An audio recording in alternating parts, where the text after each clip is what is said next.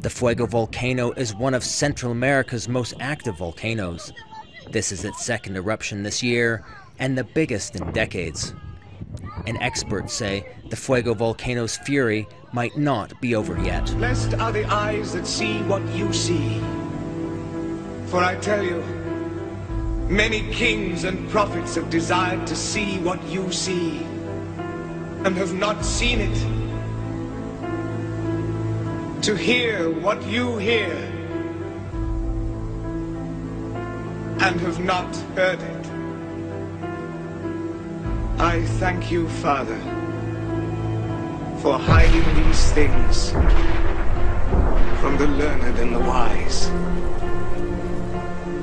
and revealing them to the innocent and the simple.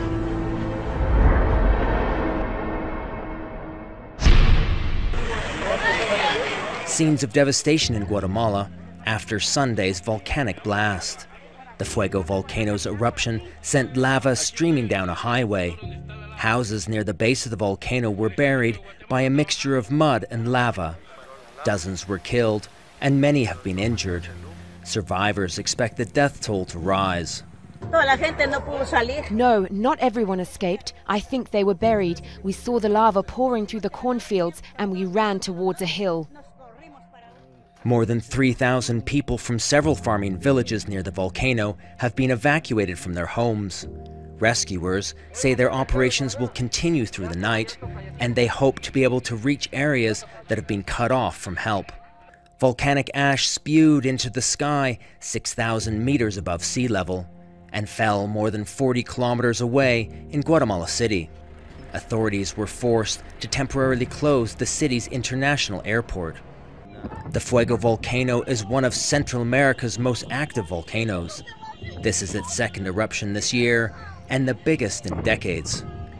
And experts say the Fuego volcano's fury might not be over yet. This is Fissure 8, a thundering column of lava as big as a 20-story building, tearing through a residential street around the clock. The eruption creating its own weather patterns with many tornadoes and clouds of ash. Oh, tornadoes! Authorities now saying that from here on out, if people don't leave, they may be forced to face the fury of the lava on their own, and anyone caught trying to re-enter the evacuation zone could be arrested. That is a huge, huge lava front there, just consuming everything in its path. Massive amounts of molten rock, an unstoppable force of nature. From above, the devastation is widespread. This is the community of Capojo. Authorities have been anticipating that the lava would get here for days. Homes and businesses are gone, and anything that survives here will be cut off from the rest of the island. This area is known as Four Corners because it's the intersection of two major highways. Lava has covered it all. There is nothing left here. And with it, the two major escape routes for people in this community. This is Bill's house. On the ground in Leilani Estates, lava is still taking out homes. From the air, Leilani Estates has changed dramatically over the last 4 weeks. Where there were once homes and a thriving community, there are now just rivers of lava with no end in sight. The landscape here has been changed permanently. Got wind.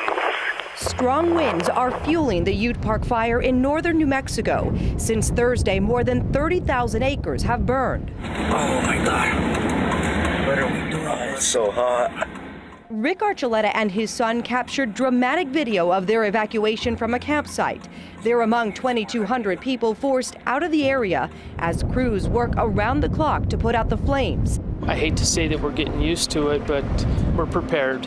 And, we were able to mobilize everybody very quickly. 250 miles west near Durango, Colorado, the so-called 416 fire has consumed over 2,000 acres in the San Juan National Forest. The blaze has closed down a major highway and is threatening nearly 500 homes. Erratic winds are also being blamed for the fast-moving flames in Orange County, California. The Aliso Canyon fire broke out Saturday afternoon. 2,100 people are being kept from their homes. I hope the wind is blowing away from the ocean and our houses. Dense vegetation and rough terrain made it difficult for firefighters on the ground, forcing them to rely on water and fire-retardant drops from the air. Search and rescue teams from across Virginia spent the day combing an area outside of Charlottesville looking for a couple who were swept away during last night's violent storm. One was found dead. The other is still missing. Captain Alan Carwile from the Lynchburg, Virginia Fire Department. Water moving at that speed, there's still a vehicle that's unaccounted for, and they haven't found it down the creek anywhere yet. Search and rescue teams think the car that's missing would have been swept off of this road into Ivy Creek here. That's why the search and rescue team are going step by step with those sticks, checking in that pile of debris. They're looking for any signs of the two people that were believed to be inside the missing car. Now, we hear it was 6 to 10 inches of rain that came down very fast. That created a flash flood and a whole lot of water. It went up over the road. You can see the debris is waist high here, and we are well above the creek bed. So you're talking about a torrent of water that would have come on in a flash and washed that car away. Authorities here declared a local emergency. The powerful floodwaters washed out large portions of county roads. Don't drive through standing water. You know, turn around, don't drown. That's the message here. In Boone, North Carolina, police say heavy rains caused a hillside to give way, causing a massive mudslide, which led to a gas explosion, destroying this house and killing 2 people. Confrontations between anti-government protesters and paramilitary forces have left more dead in Masaya. Following the killings, tensions remained high as mass demonstrators manned barricades to block access into the city. Making our way to the scene of the violence, we encountered several checkpoints. Demonstrators here are suspicious of anyone trying to pass the barricades. Wielding slingshots and homemade mortar weapons, opposition supporters say attacks by paramilitary groups loyal to President Daniel Ortega happen almost every day. All of Nicaragua's youth are marked for death. They're using hitmen against us with weapons of war. Arriving in the town of La Concepcion, we find a community divided. Local residents who support the government faced off with opponents. Everything was fine until the morning, when the government's paramilitaries began to attack us for no reason.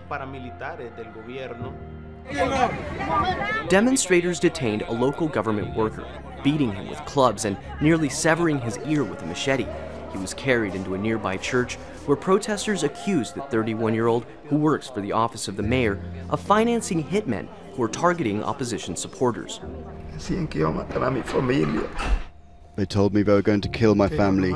They said they were going to send a box to my family filled with my body parts.